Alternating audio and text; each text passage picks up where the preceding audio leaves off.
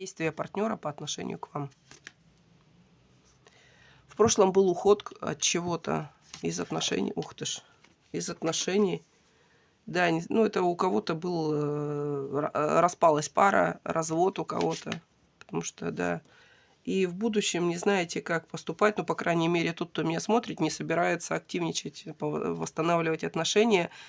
Потому что, ну, это тупик, из которого пока вы не видите возможности выхода.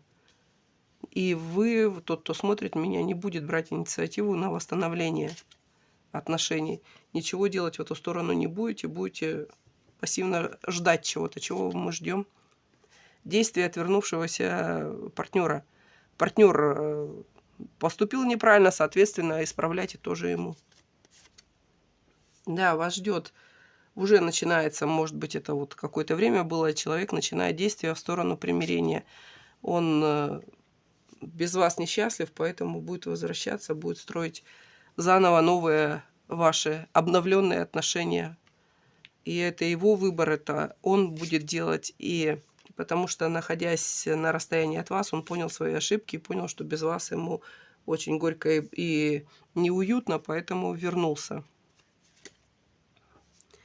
В дальнейшем он будет преследовать вот такой паттерн поведения, когда он не будет нарушать ваших договоренностей. Вот то, о чем сейчас договоритесь, поэтому продумайте свои разговоры с ним для того, чтобы, ну, так сказать, получить заверение в том, что он не будет повторять своих ошибок, потому что он реально их осознал.